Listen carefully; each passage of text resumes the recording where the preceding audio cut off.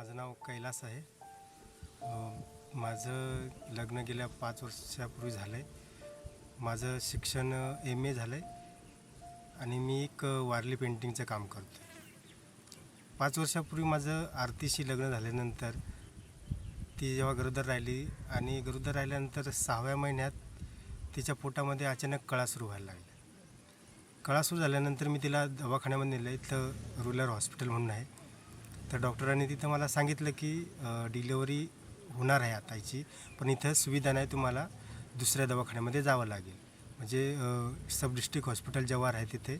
मग त्या डॉक्टरांनी मला तिथं रेफर केलं आणि रेफर केल्यानंतर तिथं पोचल्यानंतर 2 तासाने डिलेवरी झाली.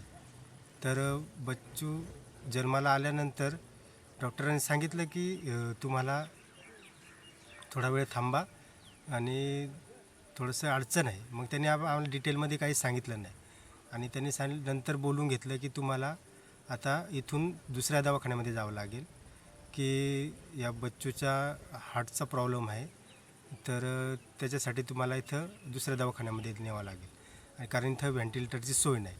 मग आम्हाला नाशिक इथे सब डिस्ट्रिक्ट हॉस्पिटल आहे नाशिक, तिथं रेफर केलं.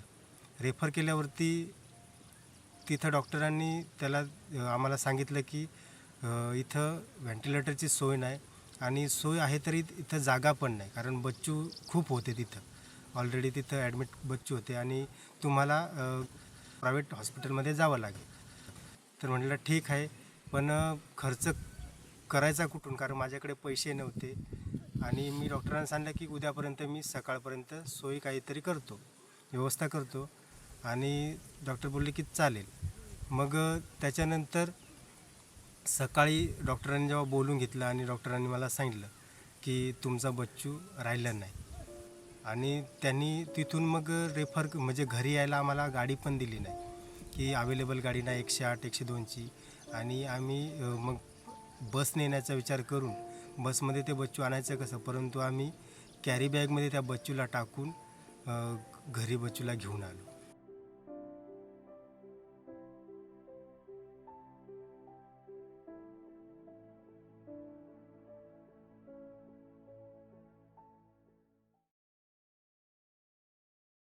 Palghar district has been in the news since 2013. Situated just 100 kilometers north of Mumbai, it has become infamous due to a high rate of child mortality caused by malnutrition. त्याच्यानंतर परत एकदा माझी बायको गरोदर राहिली आणि यावेळेस मी बाबाकडे गेलो. तर बाबांनी सांगितलं की अशा प्रकारे माझा आई, मग मी बाबांप्रमाणे वागलो की त्यांनी सांगितल्याप्रमाणे तशी सूचनांचं पालन केलं. परंतु परत एकदा तसंच तीच घटना झाली. परत दवाखान्यात गेल्यानंतर माझं बच्चूची डेटच झाली आणि मग मी विचार केला की बाबाकडे पण काही जाऊन फायदा नाही, की काही बाबा काय करू शकत नाही. मग त्याच्यानंतर मी एक NGOमध्ये काम सुरुवात केली काम करायला आणि त्या NGOकडून आम्हाला ट्रेनिंगसाठी पाठवलं की एक IYCF म्हणून young child feeding practice training होतं. ते डॉक्टर रुपल दलाल यांनी घेतलं. Sitara, along with many helping hands, has been working towards eradicating malnutrition from the ground. One such person is Dr. Rupal Dalal, a pediatrician and an expert in child and maternal health care. She trains people in the field of malnutrition. Here, she shares her first experience with Kailash. I conduct maternal, infant, young child nutrition training in different states. I generally conduct with Anganwadi workers, ASHA workers, and local NGOs. And one of this training that I had taken in Talasari, Palghar, where Kailash had come, and we had discussed about maternal nutrition, innovative techniques of breastfeeding. We had conducted a workshop on complementary foods with locally available food. Kailash made his own food menu with the locally available foods and forest vegetables. Forests being such an important resource, here Mr. Milind Thate, head of YM NGO, explains the role of a forest in the lives of tribal people. Forest has been the biggest, purest, and the free source of nutrition of tribal people. Malnutrition is an effect of deforestation. because we every year in monsoon we conduct the forest food festival in the villages, where people make a list of about 70-75 wild edible species.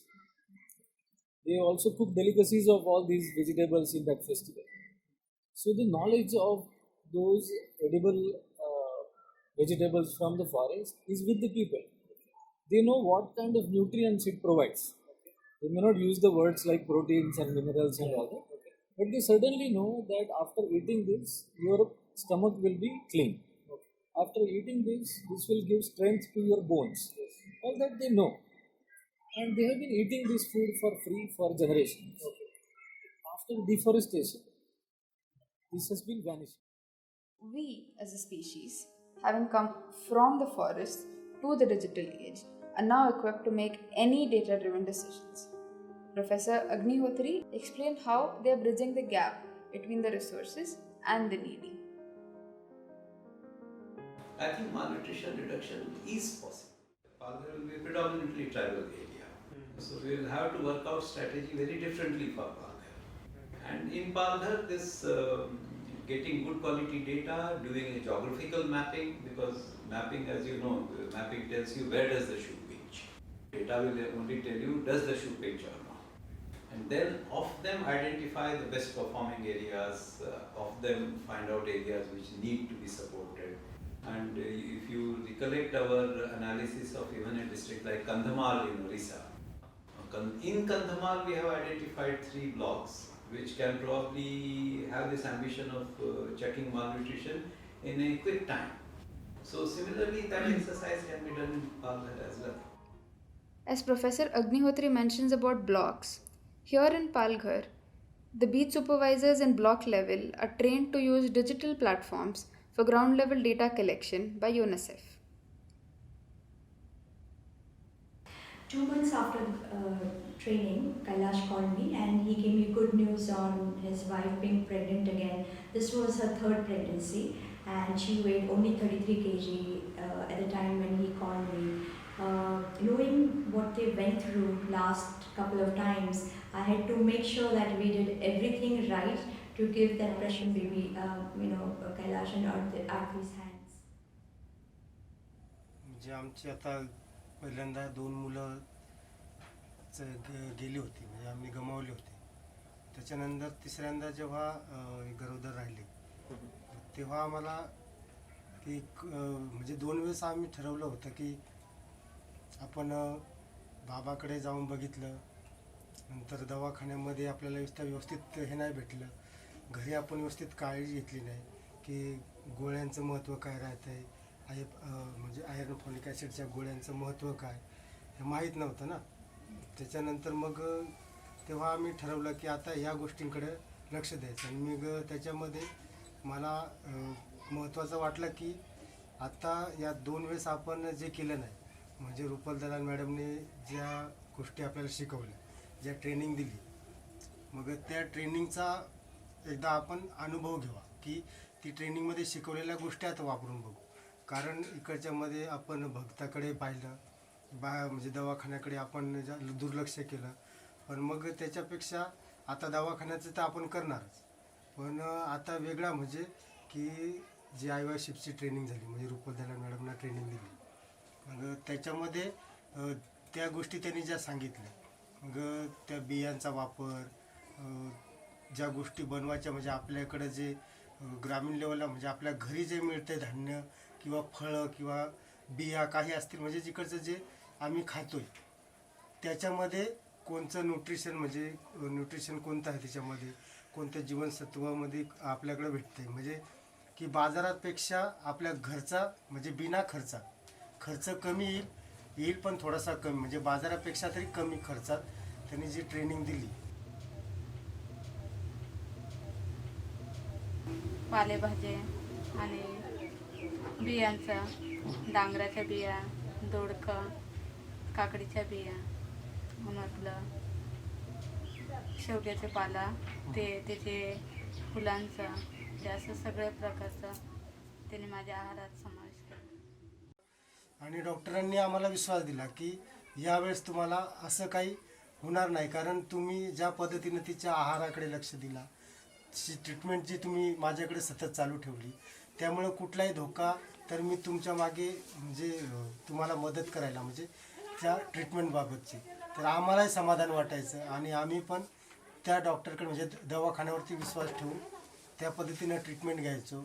आणि जेव्हा माझं बाळ जन्माला आलं म्हणजे संस्कृती, आणि तेव्हा डॉक्टरांनी मला सांगितलं की तुमचं बाळ जे आहे की ते 3 किलो 100 ग्रॅम वजनाचं, आणि यावर्षी म्हणजे संस्कृतीच्या जन्माच्या वेळेस त्या कालावधीत जेवढ्या त्या डॉक्टरांनी डिलिव्हऱ्या केल्या होत्या की तुमचं बाळ हे बच्चू आहे की मी जेवढ्या डिलिव्हऱ्या केल्या त्या बच्चूंमध्ये सर्वात स्ट्रॉंग बच्चू आहे.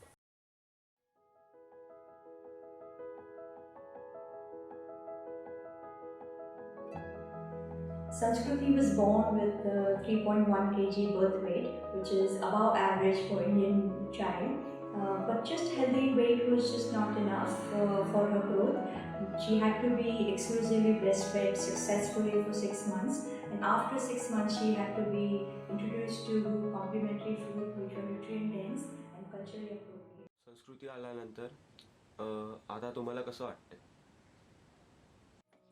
आनंद झाला होता तो काही शब्दात सांगणं काय आम्हाला जमणार तर नाही, कारण त्यावेळेस म्हणजे जे रडणं म्हणजे डोळ्यातून पाणी पण बाहेर येत होतं आमचं, आणि म्हणजे तो शब्दात तर नाही व्यक्त करता येत आम्हाला ते दुःख. आणि मी कामावून थकून आलो तरी त्याच्याकडे बघितलं तरी एक वेगळंच जे थकवा ना तो लगेच दूर होऊन जातो कधी. Kailash stood up for his family against a lot of hurdles and superstition. His journey from ignorance to awareness saved his third child. On seeing a member of their own community succeeding, the villagers started following in his path. Sanskriti's smile is the reward for all of Kailash's hard work. We hope to see such beautiful smiles in each and every home.